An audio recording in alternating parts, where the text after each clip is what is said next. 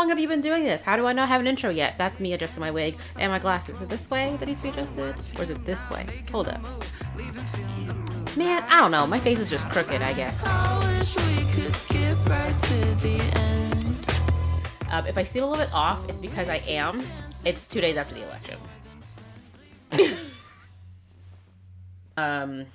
The show must go on, or some nonsense. Hi, my name is Dami. I'm a writer, and today I'm going to be talking about how I failed November writing month already, and it's the 7th.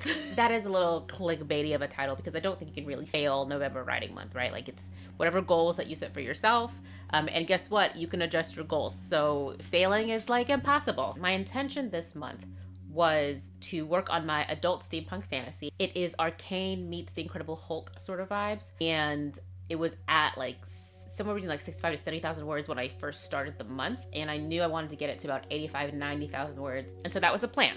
And then I started working on it. Now, I wrote this story 1.5 to 2 years ago, and it was like a word vomit like sort of experience. Like, I wrote it very quickly. I think I wrote it in maybe like 2 or 3 months, which is pretty dang fast for me. It was very much like I had this idea in my head, I had the setting in my head, and I also had like very key scenes in my head and how I wanted them to go down. This is sort of about siblings, but I had like some scenes like with these two siblings like very well like thought of in my mind. And I think when I was writing it, it was very much just like I just want to get to those scenes, if that makes sense. And it was just so all over the place. I don't think it was super well written, which is okay. It's an early draft that can be fixed, right? I will go into like not step by step, but I'll go into point by point all the problems that I was having with this manuscript or with this story, and my solutions for it. So no, I didn't really fail, NaNoWrimo or National Writing Month or whatever you want to call it. I did not really fail, because I think I'll just be doing a lot of plotting and planning this month, and I'll get into it when I get into it, which will still, I think I'll be writing in the month of November, but I'm starting from the drawing board here. Before I get into the details of what was wrong with this story, I want to talk a little bit about looking at it again 2 years later. Looking back at the story, I wrote it 2 years ago. Since then, so since I finished writing the story, I got a publishing deal, got an agent, and I'm now represented by that agent. I went through complete revision. I went through the revision process with that agent, and I've worked with a mentor. So that's a lot of stuff that's happened in 2 years, like since writing this story. Going back, like as someone who's like has a better understanding of publishing and the market, prose and style, and like when I wrote the story, I had no knowledge of Save the Cat. Like, I did not learn about Save the Cat until like last year, and I was still writing stories. And so in revising past stories that I've written, like the one that's going to get published with Children with Gifts and The Sun Has a Shadow, I'm able to like apply it in post and kind of almost like double check my work. And surprisingly, like I still like kind of followed a lot of the beats. Looking at this story in particular, like specifically this story, this adult steampunk fantasy, I'm realizing like I didn't hit a lot of the beats, right? And the character development just like isn't quite there. It's interesting that I'm able to look back at this story and kind of see where I went wrong. Like, I can look back at the story and kind of identify the issues with it. And I think that's telling on my improvements as a writer. I've really improved. My craft has improved as a writer, and that's really great to know that like, oh look, you're getting better, because you can see why this is like not working. On one hand, while I'm really proud of how far along I've come as a writer, on the other hand, in some ways, I feel like a lot of the knowledge I have about writing and craft and story structure is almost stifling. It's almost like analysis paralysis, right? Like, and in the past, I've been 100% like pantser. I mean, like I kind of have an idea of like where I want to go, but like I have mostly been like very much a pantser in the past. And I could just like write and like get there and it's fine, and we'll edit later.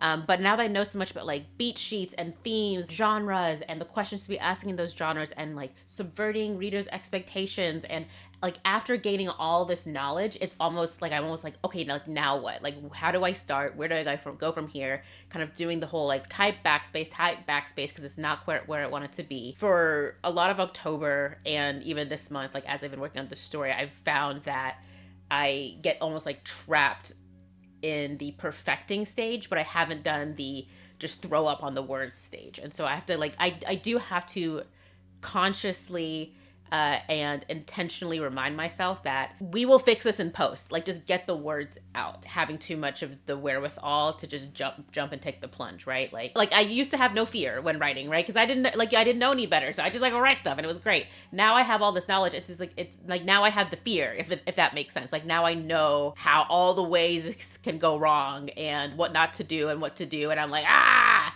And so so that's kind of what it feels like sometimes in my brain. Before I knew all the stuff that I know now, I could just like write and vibe. But now, like, knowing everything that I know, I can just very easily get stuck in my head. So now that we've talked about kind of like my growth as a writer, let's talk a little bit about the problems that I realized I had with this story in particular and why I'm kind of going back to the drawing board. First of all, I did not know my characters. So I'm usually a very character-driven writer. I know my characters like inside and out, and that's part of the reason why I like writing dialogue. It's because I know my characters so well, and so that almost like writes itself. Characters in my head are very fleshed out. Most of the time, before I even start putting like pen to paper, like I have been thinking about my characters for months. Like, when I'm daydreaming, that's probably what I'm thinking about, which means that like I've really fleshed them out. But when I was going back to read this story, I would get like confused and almost irritated with the writing, and so therefore myself,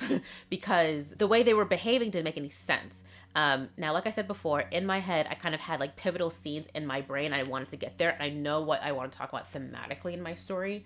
But like now we're going back to reread it, you know, characters that are like, they're timid here, but then like super confident here, or they're shy here, but like very terse and like quippy here. Winston, please stop licking your penis. Thank you. Yeah, so usually I'm a very character-driven writer, and my characters are very fleshed out. In this story, they weren't acting in a way that made sense. They weren't acting like people. They're just like acting like stand-ins. And of course, like, there's character development and there's character growth, right? So characters should, like, at least I believe, characters should change throughout the course of the story. I think that's what makes them dynamic and interesting. And yes, they did change, but like abruptly and for no reason. They behaved in a way that moved the plot forward, and that's silly, because I thought I knew my characters. The story's about two siblings. I knew these siblings' relationship. I did not know them as individuals. They basically were just all devices to move the plot forward. So my solution for this is I need to get to know my characters. And so that is like the fun, like the Pinterest boards, the music, the really thinking it out and like writing it out.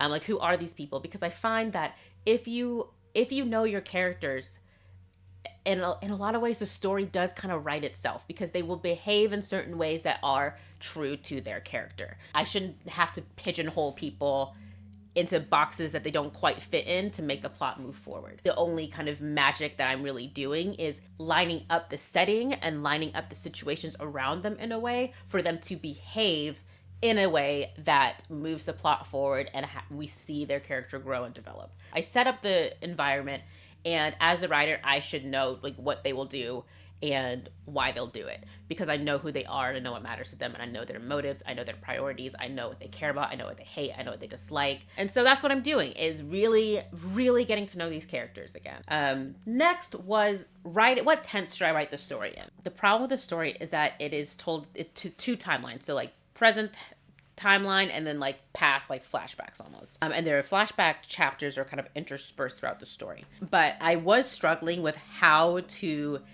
distinguish between like flashback chapters and present day chapters. Yes, I could give them like chapter titles and make it clear like it's a flashback like 7 years ago, 6 years ago, but I like didn't really want to do that. It's like, okay, so that is an idea, but I don't really like it. Flashbacks are like italicized, but they're entire chapters. Like, I'm not italicizing an entire chapter. And then I watched one of Chris's videos. I really don't remember which video it was. I think it was Chris. Mentioned changing the tense of her story. That never occurred to me. That never occurred to me. That I can just write like in a different tense. I was like, that makes sense. What if I wrote the past and past tense and the present and present tense? That would make it pretty clear. Like, a tense shift between chapters is pretty clear. And then with context clues too, like, then it's clear that this is in the past. And I like that idea, and I'm going to stick with that idea. I'm going to have to write most of this book in a different tense.